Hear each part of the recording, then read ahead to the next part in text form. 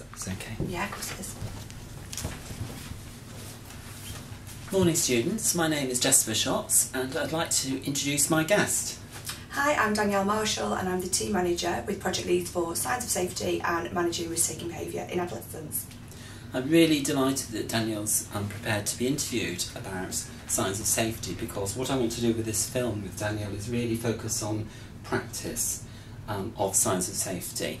We've got some other materials on the website looking at the theory and approaches, but Danielle will be able to take us through the signs of safety approach. So Danielle, if you were to outline what signs of safety is, what the approach involves, what would you say to somebody? So Signs of Safety was initially created in Western Australia and was a child protection tool initially that was built by Andrew Turnell. He brought it in because of some concerns around child protection where risk wasn't adequately being managed. Since that time, it's evolved hugely. So now Signs of Safety we use as a framework tool across early help and adoption. So it's all our services.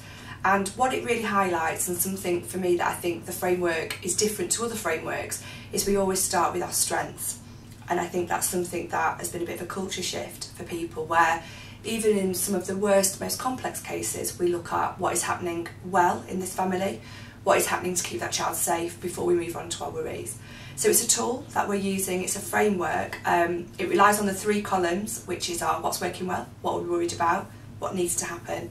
We build in our danger statements and safety goals, we build a safety plan together, and we scale how safe a child is. So that's the overarching framework, and it's been used in many different ways at the moment in Lincolnshire Children's Services. Lovely.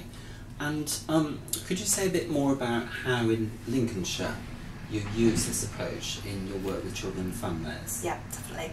So at the moment, any person that rings through to our customer service centre with a referral to say that they're concerned about a child will be asked those questions based on the Signs of Safety framework. So initially, okay, what is happening in that home that is causing you to be concerned? So what have you seen?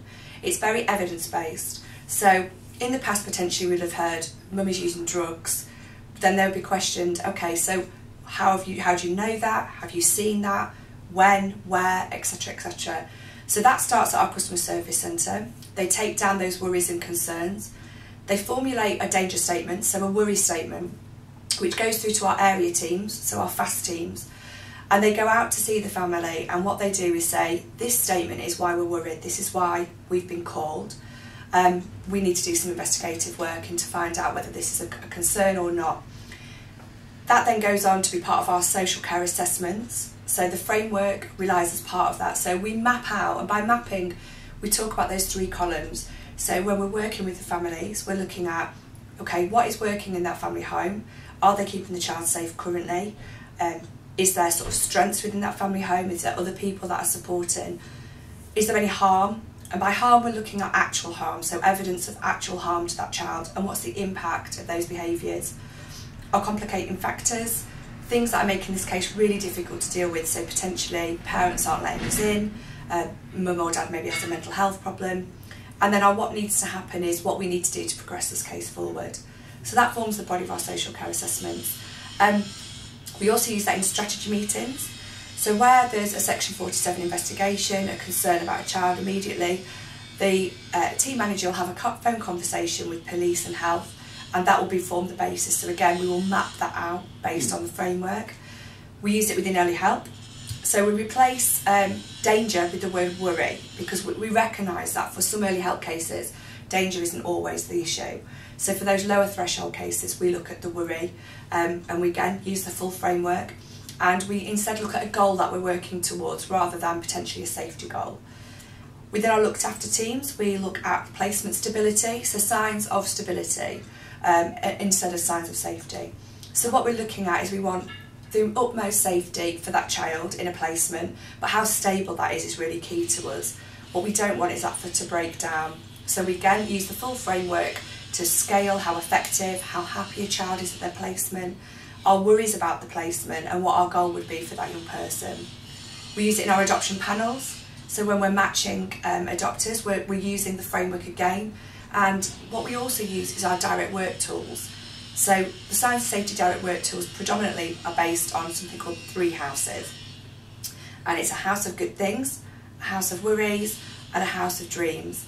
And that is about getting to the child about what's going on in your home that you really like at the moment, what is happening that really sort of is not great, and then what would you love your home to look like. And we can be very creative in how we use that, and we've developed a whole host of tools dependent on the child's level of ability, their age, etc. And we also use it with our children with disabilities teams and our children's homes. Right. So I hear, Danielle, in summary, you've given me an extremely comprehensive answer, really, in terms of how the Signs of Safety approach is used in Lincolnshire with children and families, from the earliest point of contact with the service in terms of the initial referral being made, through early years help, through Section 47 investigations, through assessments, through case conferences and case conferences reviews for looked after children, and for children even being placed for adoption. Yeah. So that really seems to describe every aspect of working with children and families. Yeah. In Lincolnshire, we chose that we wanted to use the framework right from early help right through to adoption, so our whole continuum. Other local authorities have chosen just to use the tool within child protection, but what we saw was that we have children that's maybe go into early help, potentially go into child protection, they could then become looked after or become adopted. And what we want is that seamless transition and a consistent message for that young person. So then at 18, if they want to look at their files, then they have a consistent message, the same framework was used, one plan, one assessment, and it gives them a real idea of why we were involved and why we were concerned in the first place. So you've just used the word consistency, and I've noticed as I've been interviewing, you've been very careful with the language that you've been used.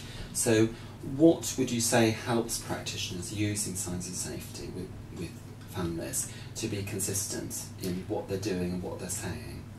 Because the framework is very set and we have very set specific wording, that gives people something to anchor to. So they're very clear when we're looking at harm. We know what we want, what we mean by that in terms of our evidence of harm. And also when we're talking about our complicating factors, things that are just really making this case more difficult to deal with.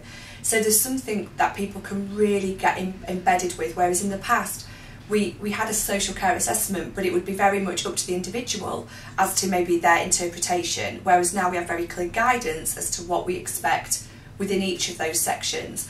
We're also trying to be very consistent with our language.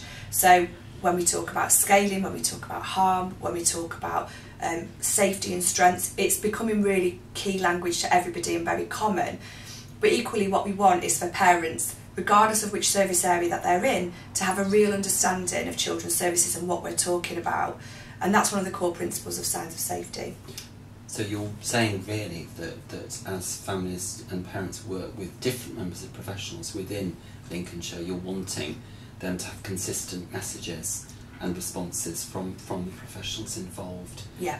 So that it makes it easier to measure the child's welfare. Definitely.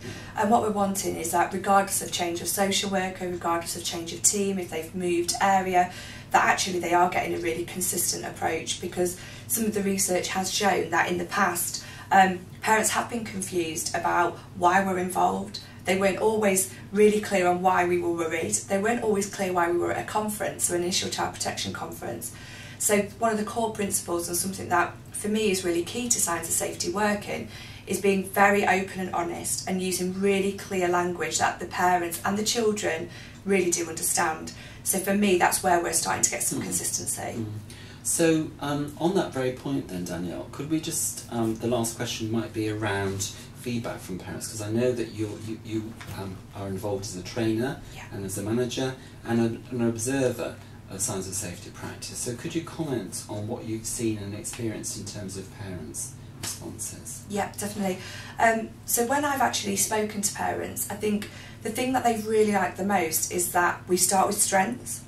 And I think for them, you know, it's very anxious time for them when a social worker knocks on your door to be part of an assessment, to then maybe go to a conference with a group of professionals all sat.